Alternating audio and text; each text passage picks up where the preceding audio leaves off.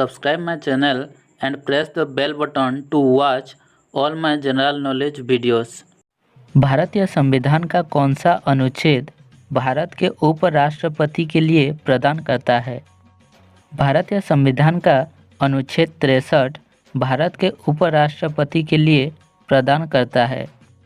भारतीय संविधान के अनुच्छेद 63 में कहा गया है कि भारत का एक उपराष्ट्रपति होगा। मृत्यु, इस्तीफे, महाभियोग या अन्य स्थितियों के कारण राष्ट्रपति की अनुपस्थिति में उपराष्ट्रपति राष्ट्रपति के रूप में कार्य करता है। निम्नलिखित में से कौन सा संवैधानिक निकाय केंद्र राज्य वित्तीय संबंधों की समीक्षा के लिए हर 5 साल में राष्ट्रपति द्वारा नियुक्त किया जाता है?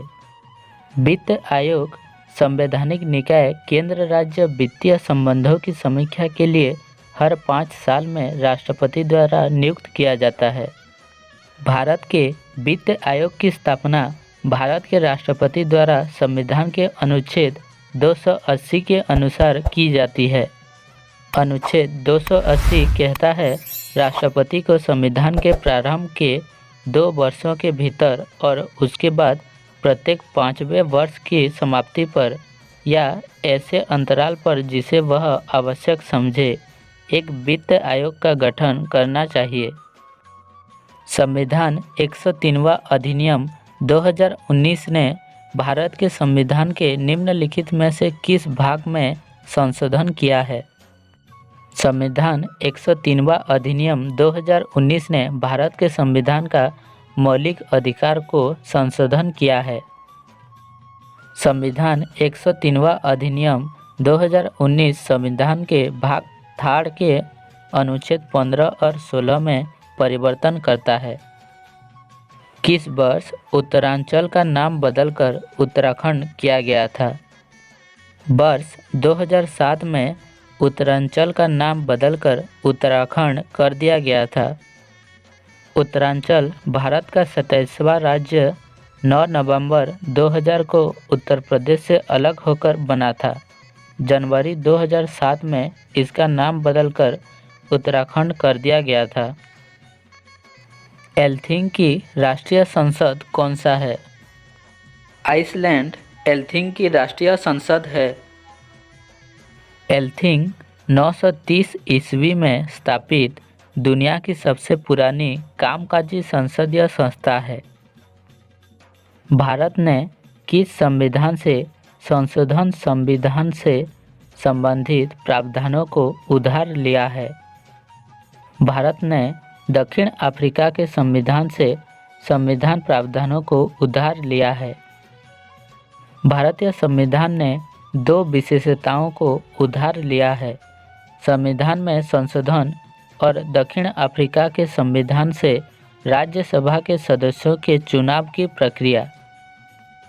महिलाओं को वोट देने का अधिकार किस अधिनियम द्वारा प्रदान किया गया है? भारत सरकार अधिनियम 1919 द्वारा महिलाओं को वोट देने का अधिकार प्रदान किया गया है। भारत सरकार अधिनियम 1919 महिलाओं को सीमित मतदान अधिकार प्रदान करता है। आधुनिक मनु किसे कहा जाता है? डॉक्टर BR अम्बेडकर को आधुनिक मनु कहा जाता है।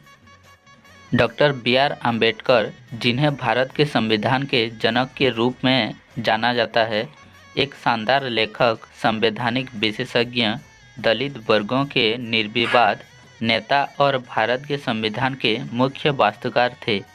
उन्हें आंशिक रूप से इस कारण से आधुनिक मनु भी कहा जाता है कि उन्होंने हिंदू कोड बिल का मसौदा तैयार किया था।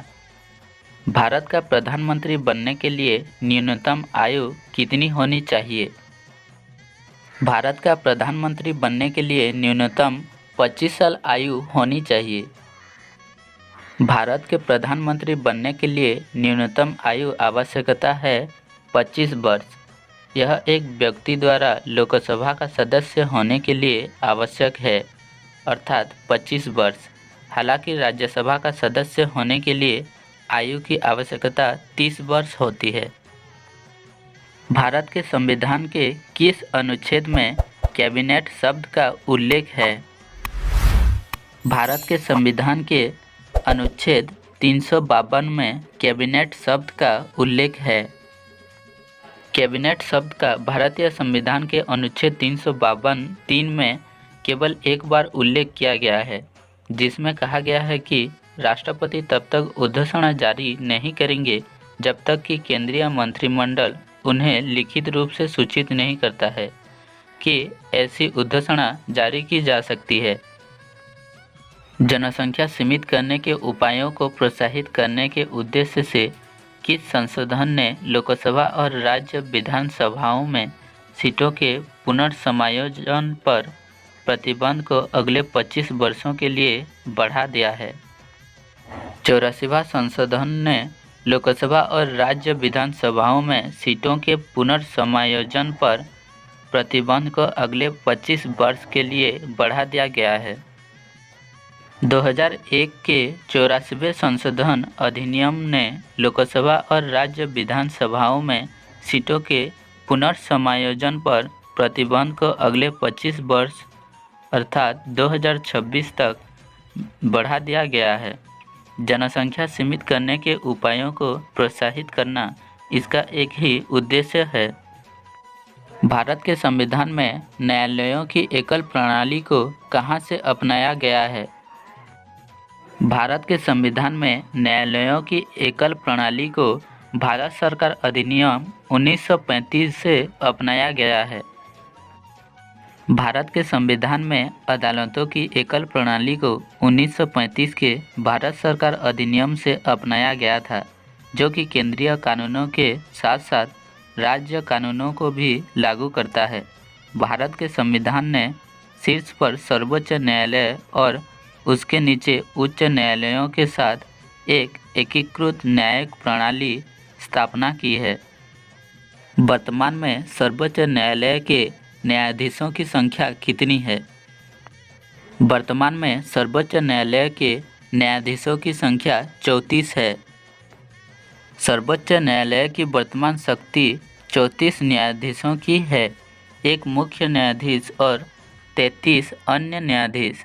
2019 में केंद्र ने भारत के मुख्य न्यायाधीश सहित सर्वोच्च न्यायालय के न्यायाधीशों की संख्या 31 से बढ़ाकर 34 कर दी है।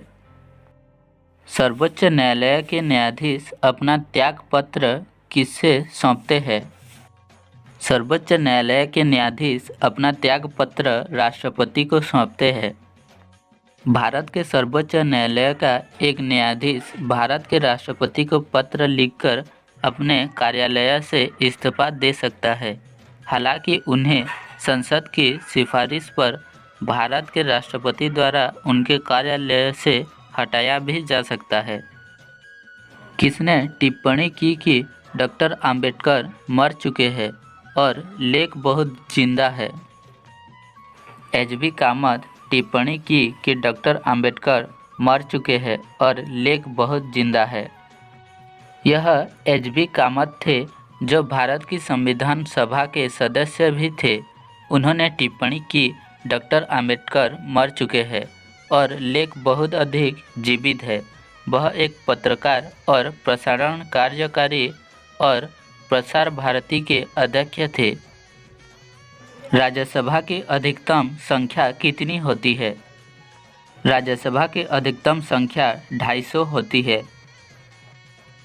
250 राज्यसभा के लिए निर्धारित अधिकतम संख्या है। 250 में से 238 राज्यों और केंद्र शासित प्रदेशों के प्रतिनिधि हैं और अप्रत्यक्ष रूप से चुने जाते हैं और 12 राष्ट्रपति द्वारा मनोनीत किए जाते हैं। 2002 के 86वें संशोधन अधिनियम ने निर्देशक सिद्धांतों के निम्नलिखित में से किस अनुच्छेद की विषय वस्तु को बदल दिया है? 2002 के 86वें संशोधन अधिनियम ने निर्देशक सिद्धांतों के अनुच्छेद 45 विषय वस्तु को बदल दिया गया है। 2002 के 86वें संशोधन अधिनियम ने राज्य नीति के निर्देशक सिद्धांतों में अनुच्छेद 45 की विषय वस्तु को बदल दिया। इसमें कहा गया है कि राज्य 6 वर्षों की आयु पूरी करने तक सभी बच्चों के लिए बचपन की देखभाल और शिक्षा प्रदान करने का प्रयास करेगा। किस संवैधानिक संशोधन ने उड़िया के स्थान पर ओडिया को प्रतिस्थापित किया? 96वां संवैधानिक संशोधन ने उड़िया के स्थान पर ओडिया को प्रतिस्थापित किया है। 2011 के 96वें संशोधन अधिनियम ने उड़िया के लिए ओडिया को प्रतिस्थापित किया। इसके परिणाम स्वरूप 8वीं अनुसूची में उड़िया भाषा का उच्चारण ओडिया के रूप में किया जाएगा। सर्वोच्च न्यायालय द्वारा संविधान की व्याख्या से जुड़े मामले निम्नलिखित में से किसके अंतर्गत आते हैं? सर्वोच्च न्यायालय द्वारा संविधान की व्याख्या से जुड़े मामले अपीलीय क्षेत्राधिकार के अंतर्गत आते हैं। भारत के सर्वोच्च न्यायालय को व्यापक अपीलीय क्षेत्राधिकार प्राप्त है, जिसे 4 शीर्षकों के तहत वर्गीकृत किया जा सकता है। फर्स्ट है संवैधानिक मामलों में अपील, दूसरा दीवानी मामलों में अपील, आपराधिक मामलों में अपील और विशेष अवकाश द्वारा अपील।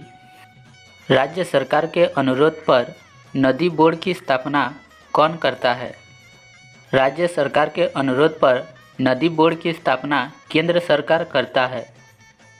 केंद्र सरकार नदी बोर्ड की स्थापना तब करती है जब किसी राज्य की सरकार केंद्र सरकार से अनुरोध करती है या उन्हें ऐसा करने की सलाह देती है। संसद का अंतर्राज्यीय जल विवाद अधिनियम केंद्र सरकार को अंतर्राज्यीय नदी जल विवादों के अधिनियमन के लिए एक तदर्थ न्यायाधिकरण स्थापित करने का अधिकार देता है।